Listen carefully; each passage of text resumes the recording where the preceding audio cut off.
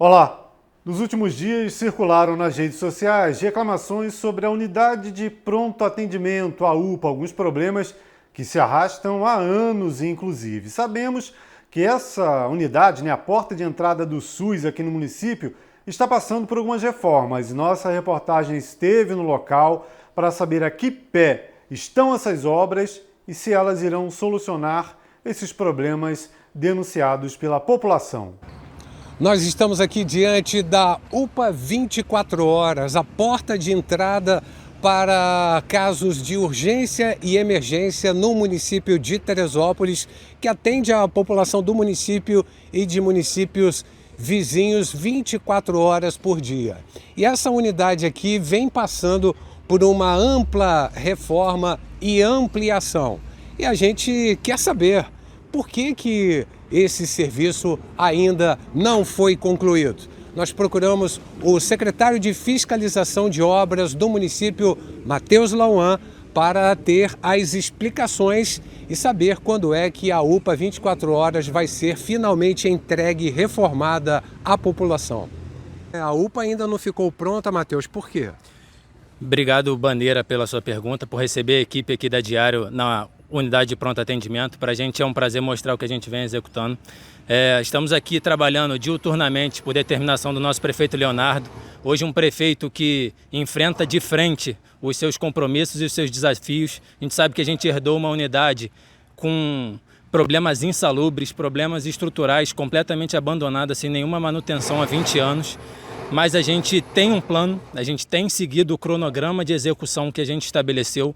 A gente dividiu a unidade em 3 etapas. Hoje a gente está no final da segunda. Na primeira etapa a gente fez todo o esgotamento sanitário da unidade. A gente encontrou uma UPA sem nenhuma caixa de passagem, sem fossa, sem filtro, com as ligações do banheiro infelizmente jorrando de uma forma não conforme com a legislação sanitária.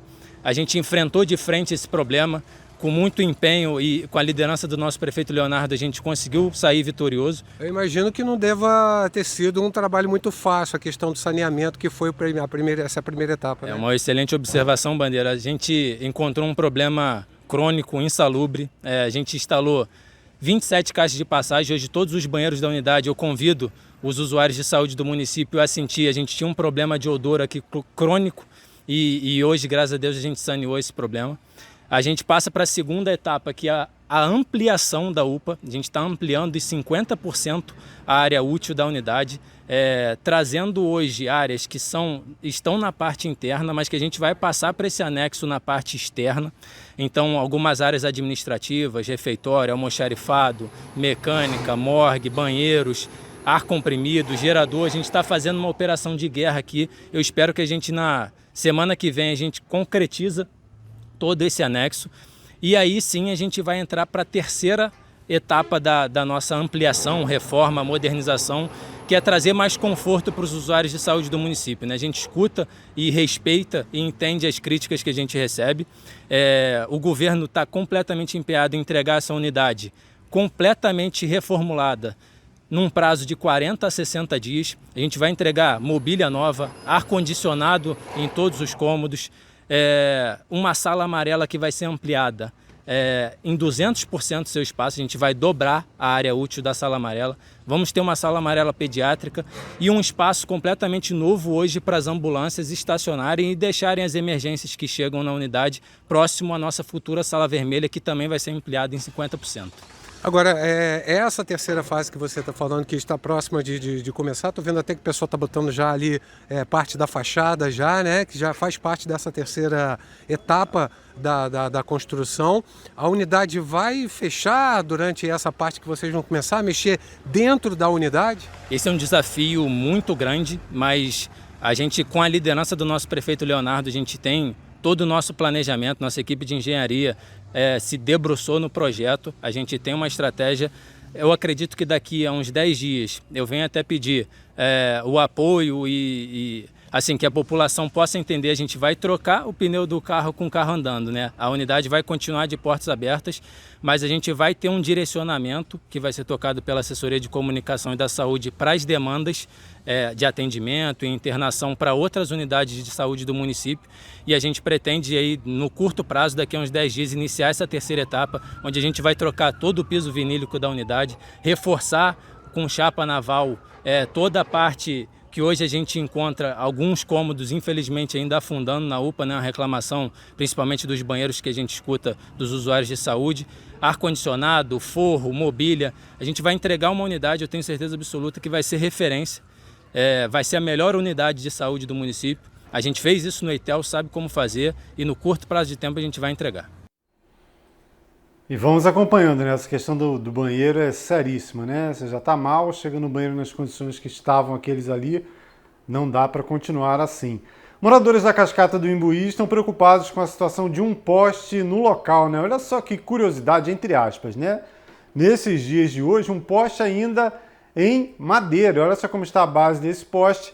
Fica ali na Cascata do Imbuí, pertinho da estrada José Gomes da Costa Júnior, na servidão João Batista da Costa Matos. E além do poste, olha só como está a rede de energia elétrica aí, que leva da estrada principal para essa servidão na Cascata do Imbuí. Nós entramos em contato com a Enel através da assessoria de comunicação e ela informou que vai enviar uma equipe ao local para verificar a situação, né, se tem realmente risco. Pelo que a gente olha, tudo indica que o poste está tombando, está meio de ladinho, a base podre, e os moradores estão reclamando dessa situação já há um tempinho, né?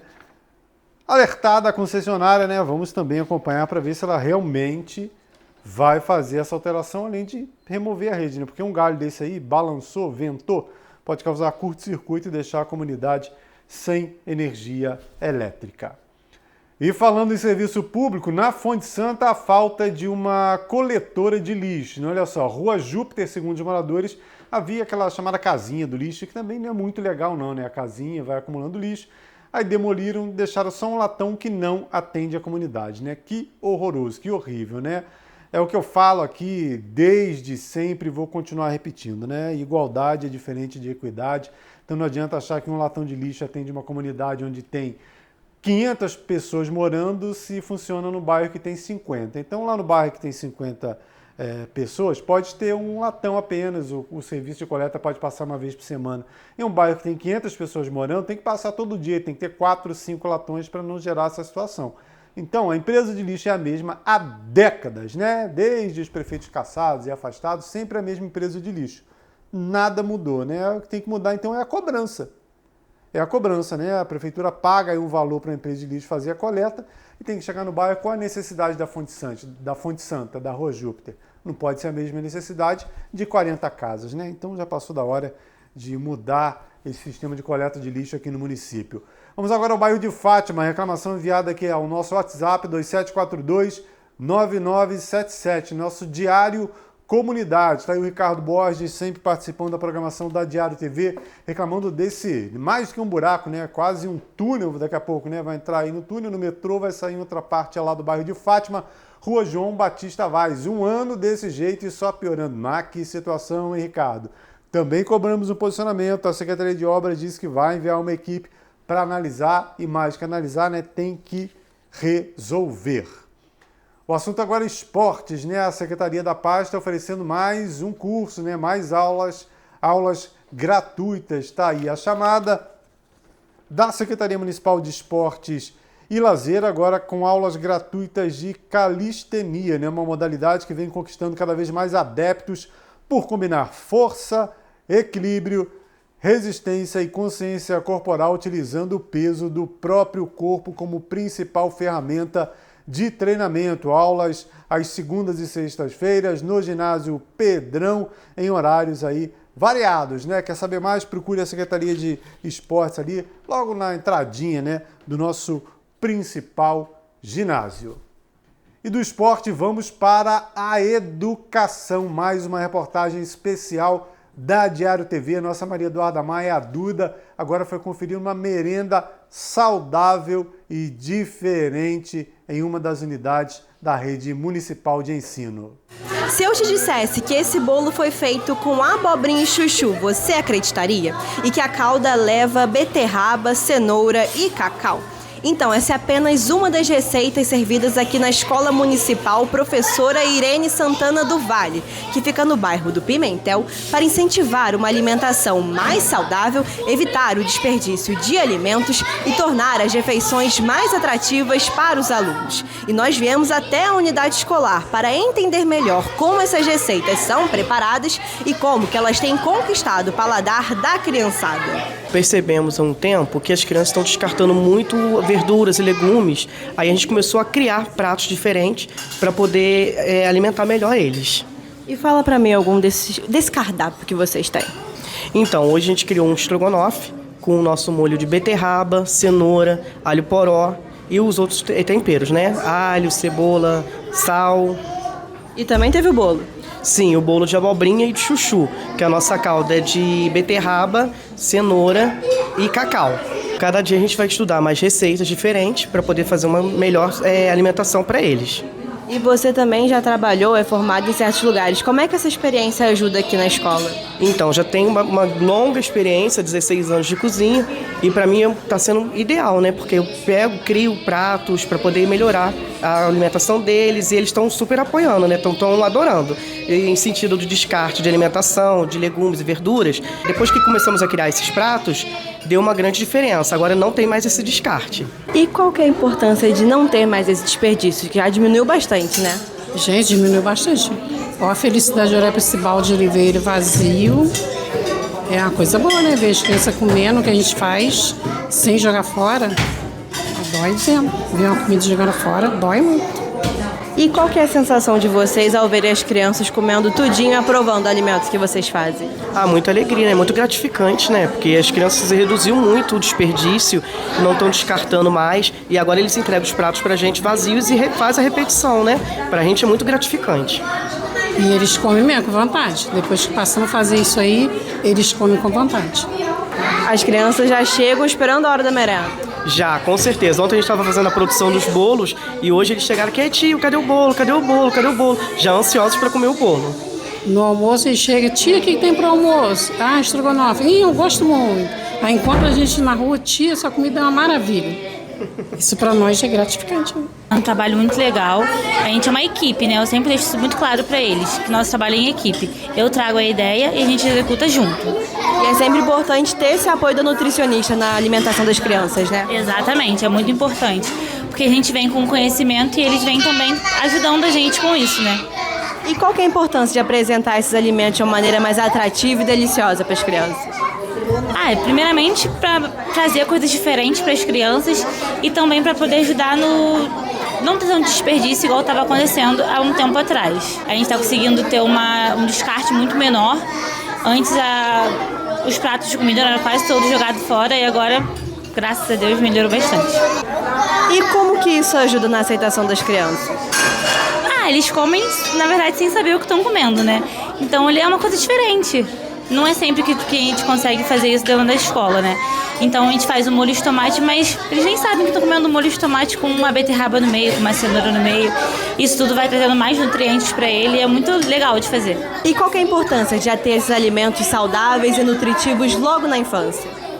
É importante também para o desenvolvimento, né, da criança desde o início. A gente vê um índice muito grande de crianças com diabetes, com problemas de saúde desde novo. Então, ter esse incentivo dentro da escola é um diferencial muito grande. Qual que é a sua merenda favorita aqui da escola? Estrogonofe. E o que você mais gosta na hora da comida? A farofa. E o que você acha da comida que é preparada? Maravilhosa. Depois que esse tio Antônio chegou, melhorou bastante. E se você pudesse deixar uma mensagem para ele e toda a equipe, o que você diria? Diria que o comportamento deles é maravilhoso com a gente. E que eles são maravilhosos.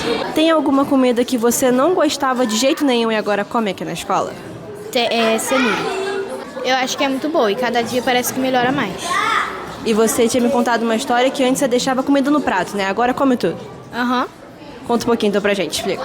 Porque antes eu não gostava de comer direito, aí eu ia lá e jogava comida fora. Só que agora eu como tudo, é muito difícil eu jogar comida fora. Qual que é a sua merenda favorita aqui na escola? Estrogonofe. E o que você mais gosta da comida daqui? Farofa. E o que você acha da comida que o tio Antônio prepara junto com toda a equipe? Muito boa. Tem alguma coisa que você não gostava e aprendeu a gostar? É cenoura e beterraba. E o que você acha da comida que é preparada aqui? É muito boa e é rápida também. Se você pudesse dizer uma coisa para a equipe que prepara a merenda, o que você diria? Que a comida é muito boa e que eu queria que eles ficassem mais tempo na escola. Qual que é a sua merenda favorita aqui na escola? Comida? Estrogonofe. E o que você mais gosta da comida daqui? Mas gosto... feijão trampeiro. E tem alguma comida que você não gostava e passou a gostar aqui? Alface. E o que você acha da comida que é preparada? É gostosa. Se você pudesse dizer uma coisa para a equipe que prepara a comida, o que você diria? Tia, que a comida é muito boa e que continue assim.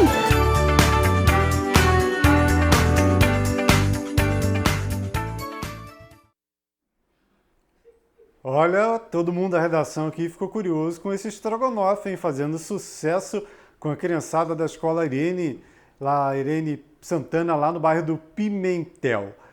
Veja agora uma história inspiradora. Uma teresopolitana, nascida aqui em Teresópolis, criada em São José do Vale do Rio Preto. Começou a viajar de carro, mas não foi uma simples viagem de carro. Ela saiu aqui de Teresópolis e cruzou 6 países morando no seu carro, que foi adaptado para isso. Era para ser uma viagem curta, entre aspas, 2 meses, e acabou durando mais de 1 ano. Veja a história da Vivian Teles.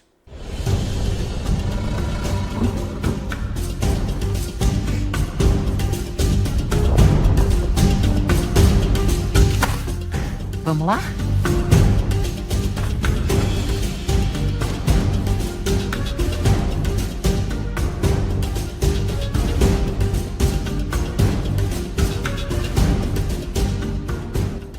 Olá pessoal, eu sou a Vivian Teles, sou natural de Teresópolis e apaixonada por montanhismo e viagens de aventura. Atualmente eu estou fazendo uma expedição solo de carro pela América do Sul.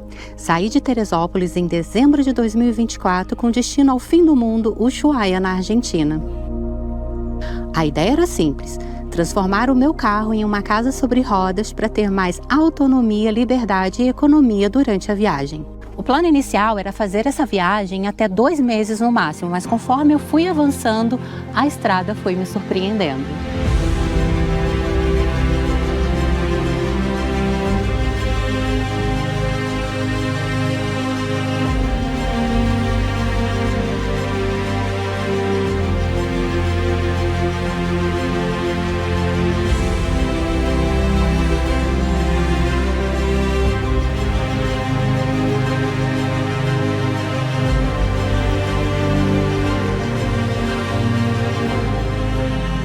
A confiança, a coragem e a sensação de que eu podia ir mais longe começaram a ocupar o espaço que antes era preenchido por dúvidas e inseguranças.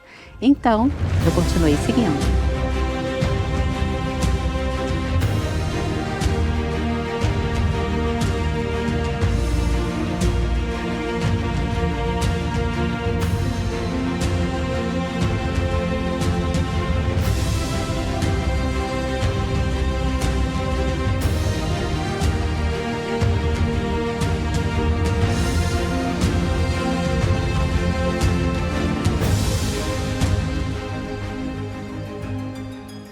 E claro, para que essa expedição fosse possível, eu transformei o meu carro em uma casa sobre rodas e eu vou mostrar para vocês cada cantinho aqui da minha casa rodante. Vamos lá?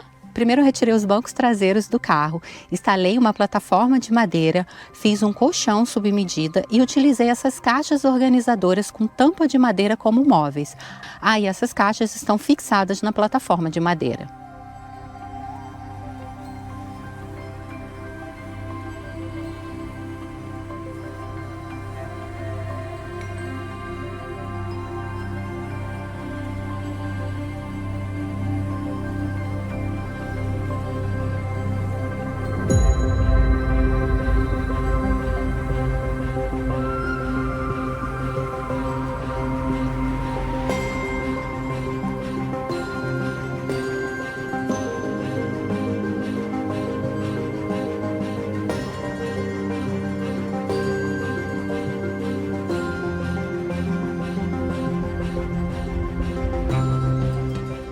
para ter mais autonomia na estrada e também poder fazer aqueles car camping selvagens na frente daqueles lagos incríveis na Patagônia, eu utilizei essas duas baterias, que na verdade são duas estações de energia.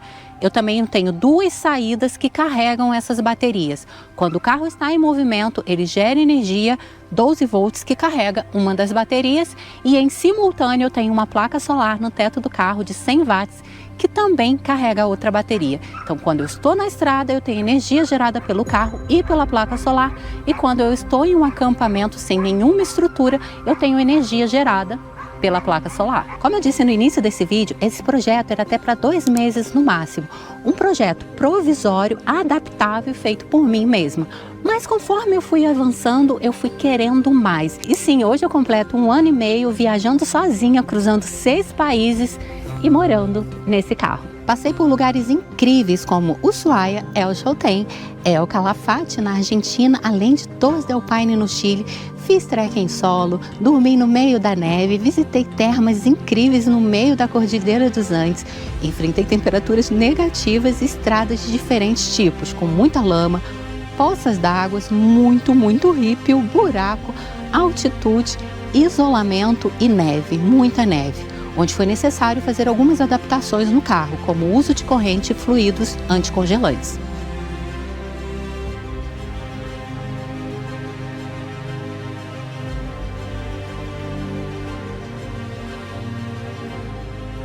E agora eu concluí um novo projeto da expedição, que é cruzar todo o país, do extremo sul ao extremo norte da Argentina, fazendo Chile em simultâneo, viajando e morando no carro.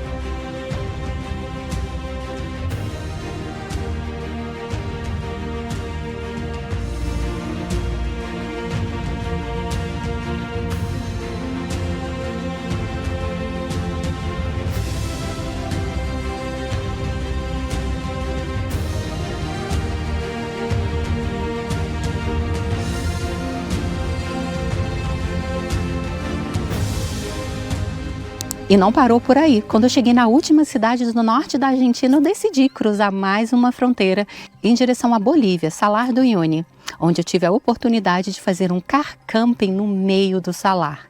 Depois, segui para Uruguai, Paraguai e agora, após 1 ano e meio viajando sozinha e morando em um carro, chegou a hora de voltar para casa, com a certeza de que eu fiz a escolha certa ao me permitir continuar vivendo esse sonho.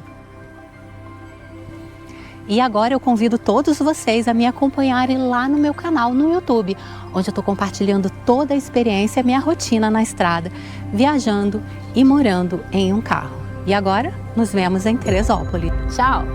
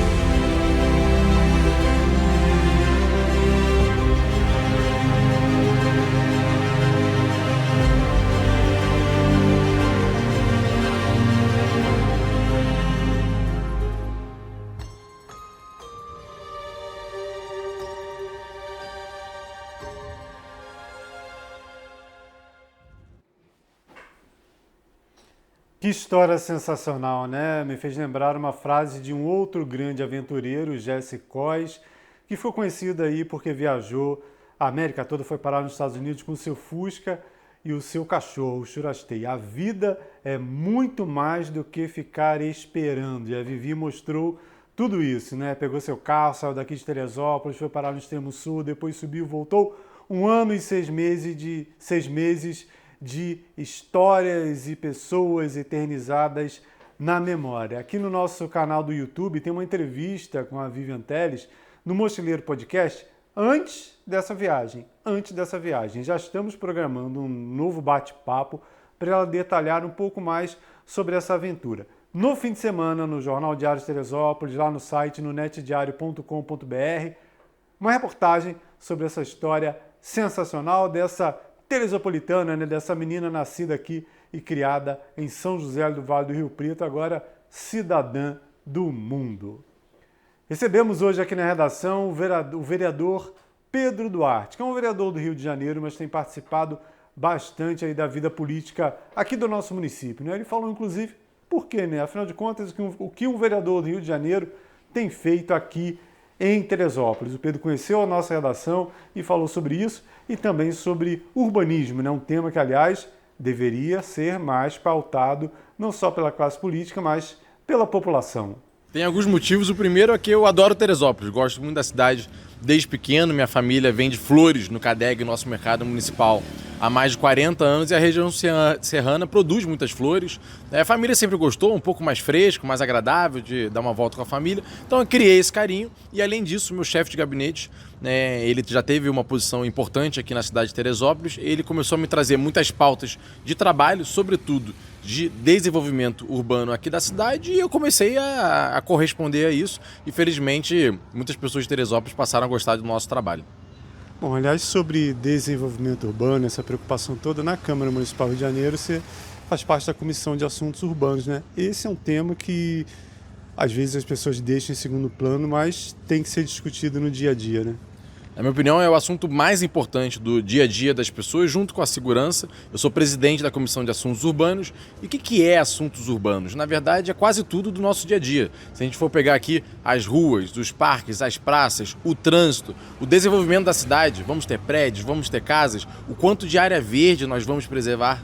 Tudo isso faz parte do debate urbano sobre a nossa cidade e que tipo de cidade nós queremos. E por isso me tornei fascinado pelo assunto, gosto muito de estudar sobre ele, de visitar outras cidades do nosso interior, de outros estados, para entender quais são as boas práticas que funcionam e melhoram a qualidade de vida da população e também quais atrapalham para que a gente não cometa os mesmos erros de outras cidades. Aliás, né, você é do Rio de Janeiro, a grosso modo falando, está tipo alguns capítulos à frente das cidades no interior. Como transportar essa experiência do urbanismo, dessa discussão toda do Rio de Janeiro para cidades menores como Teresópolis, né? Eu diria que as cidades têm muito que aprender umas com as outras. Se a gente for falar de segurança, por exemplo, Teresópolis é uma referência, para a nossa cidade. Não só, claro, o fato de estar no interior ajuda na questão da segurança, mas é muito melhor do que outras cidades, do interior do Rio de Janeiro, porque tem monitoramento, tem policiais militares que moram aqui na cidade, isso gera uma identificação com a população local, gera mais segurança. Então, acredito que as cidades têm muito que aprender umas com as outras.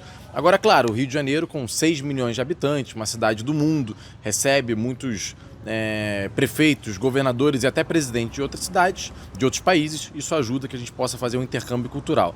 E eu acredito que o que Teresópolis a gente possa trazer para cá é muito essa organização da legislação urbanística. O plano diretor tem que estar atualizado, código de obras tem que estar atualizado, os projetos, dá para conciliar patrimônio histórico com investimento privado. As pessoas têm uma impressão, na minha opinião, muito errada de ou eu preservo o meio ambiente, ou eu preservo o patrimônio histórico, ou eu construo, ou eu desenvolvo. E o Rio de Janeiro é prova de que dá para fazer os dois se a legislação conciliar numa parceria público-privada, o patrimônio, o meio ambiente e o desenvolvimento imobiliário. Bom, Pedro, outra questão que fica marcante quando a gente pesquisa quando lê com você, ou acompanha o seu trabalho em relação à fiscalização aos atos da Alerj, né? Como você vê essa questão de olhar, seja para a Alerj, seja para a prefeitura, seja para o governo estadual, para o dia a dia, para a população? O que a gente se coloca sempre no mandato é como um grande fiscal, seja o fiscal da Prefeitura do Rio, de outras prefeituras, do governo do Estado, da Assembleia Legislativa, da própria Câmara de Vereadores, que nós já fizemos denúncias, por exemplo, o caso do auxílio combustível, que eu nunca utilizei, me recuso a utilizar porque não é bem tocado. E na Assembleia Legislativa nós temos muitos problemas e o governo do Estado, nos últimos anos, o que nós mais vimos foram obras inacabadas. E aqui Teresópolis não é diferente. é a rodoviária que está inacabada, a feirinha que está inacabada e outras mais que nós vemos inacabadas. Infelizmente, não é uma exclusividade de Teresópolis. Tem isso em Nova Friburgo, tem isso em Petrópolis, e a gente tem cobrado porque a população fica aguardando. São anos e anos que ela paga essa conta, ela paga esse contrato, paga seus impostos e não tem aquela obra funcionando para o seu dia a dia. E a gente tem sido um grande fiscal disso tudo. E aí, por quê? Não é que a gente escolha se é governo do estado, se é prefeitura. Na verdade, o cidadão manda, de onde ele for, a gente olha e se a gente vê que faz sentido, a gente corre atrás de denunciar e manda para o Ministério Público, manda para o Tribunal de Contas, manda para a imprensa, que faz um trabalho tão importante. De certa forma, até incentiva a população a fazer essa fiscalização, né? É o que a gente sempre fala. Eu, Pedro Duarte e a minha equipe, a gente não tem como estar em todas as cidades, né, utilizando todo tipo de transporte público, obra de infraestrutura, habitacional. Nós dependemos que as pessoas que utilizam ou gostariam de utilizar aquela obra mandem pra gente falando, olha, aqui no meu bairro, na minha cidade, isso aqui não está funcionando, está inacabado, foi superfaturado, tem algum problema nisso. Aí a nossa equipe vai descobrir o que teve de errado. Se foi o contrato, se foi um superfaturamento, o que houve. Mas precisamos da população mandando o que ela encontra no seu dia a dia de errado. E para fechar esse boletim informativo, hoje a dica é para você, empresário, né? Atenção, atualização da norma NR1. Quem tem mais informações é o Luiz Bandeira. Embora seja antiga, a norma regulamentadora 1 sofreu uma atualização histórica recentemente, focando na prevenção e gestão contínua da saúde mental no ambiente corporativo. Após um período de adaptação, a inclusão dos riscos psicossociais no ambiente de trabalho foram incluídos na NR1 a partir de maio deste ano. Para entender melhor o que muda na legislação, nós conversamos com a advogada Helena Daflon, do escritório Monteverde Miller Advogados Associados, para explicar todos os detalhes dessa nova norma. Então, a norma regulamentadora 1, ela já existia, né? E cada empresa tem que ter esse programa de gerenciamento de riscos feitos pela medicina do trabalho. Sim. E que vai apurar a necessidade de cada empresa. Essa nova atualização da NR1 passou a incluir a exposição aos riscos psicossociais dentro da empresa. Então, significa que a empresa vai ter que identificar, né, apurar e adotar medidas preventivas à saúde mental do trabalhador. A saúde mental é uma questão, assim, atualmente, né, um grande problema para as empresas, porque muitos empregados estão ficando de licença por conta de problemas de saúde mental. Exatamente. Mas essa nova norma, ela garante algum direito ao trabalhador, doutora? Então, na verdade, a saúde mental ela já era, né, protegida pela Constituição Federal, pela CLT e também por algumas outras leis mais específicas. Porém, agora, essa NR1 traz realmente uma obrigação para a empresa atuar de forma preventiva. Então, assim, para a gente entender melhor, o que pode ser enquadrado como um risco psicossocial para o trabalhador? Então, nessa avaliação que a saúde e medicina do trabalho vai fazer dentro de cada empresa, eles vão apurar se tem cobranças excessivas, metas abusivas, assédio moral, sobrecarga de trabalho, pressão, se o funcionário é exposto a algum estresse durante o atendimento, tudo isso vai ser apurado pela saúde e medicina do trabalho. Bom, para garantir esse direito ao trabalhador, como que o Ministério do Trabalho, né, que faz a fiscalização, como que ele está fazendo essa fiscalização? Isso. Atualmente, o Ministério do Trabalho e Emprego já está fazendo, né, as fiscalizações em campo. Então, está sendo feito através dos fiscais e os auditores do trabalho as visitas às empresas para adequação e orientação sobre essa nova norma regulamentadora. Daqui 90 dias, né, vai começar realmente a aplicação de multas, as atuações. E aí, o valor das multas podem chegar em até R$ 6.700 e, em caso de rescindência, esse valor pode ser dobrado também. Ah, tá. Então, a norma tem 90 dias para que a empresa se adapte, né? Isso. E, a partir daí, se não cumprir a norma, ele pode receber uma multa que pode ser pesada. Exatamente. Né? Agora, doutora, então, assim, para fechar, para esclarecer, né? Nós temos dois lados nessa situação, que é o trabalhador que realmente vem sofrendo questões de saúde mental, mas tem também o empresário que cuida do seu colaborador e aí ele precisa ter esse cuidado com a saúde mental do trabalhador. Qual é a orientação que a senhora pode trazer para esses dois lados, né? Isso. Então, como eu lhe falei, cada empresa tem ali o seu programa de gerenciamento de risco. É um documento formal da empresa feito pela Segurança e Medicina do Trabalho. Sim. Então, se nessa visitação à empresa, a Medicina e a Segurança do Trabalho identificar esses riscos, a empresa vai ter que tomar medidas para minimizar a exposição aos riscos psicossociais. Reduzir eventualmente cobranças excessivas, metas abusivas, melhorar a condição do ambiente de trabalho. Uma dica muito legal que a gente dá aqui no escritório para as empresas são criar canais de denúncia para o trabalhador ter a oportunidade de passar para a empresa tomar conhecimento das condições que ele tem identificado dentro da empresa. Então são algumas medidas que podem minimizar esses riscos. Qualquer dúvida, procurar um especialista, né? Exatamente. É sempre importante a gente lembrar que agora, a partir dessa norma, a saúde mental vai ser tida como uma obrigação da empresa. Sim. Então, né, o empregador deve adotar essas medidas para tornar um ambiente de trabalho mais saudável aos seus funcionários. Esse foi o boletim especial de fim de semana. Qualquer novidade antes de um próximo, você vê rapidamente aí na barrinha de notícias e nas redes sociais, Facebook e Instagram. Detalhes, acesse netdiario.com.br. Quem está no YouTube, não se esqueça, se inscreva no nosso canal. Até breve!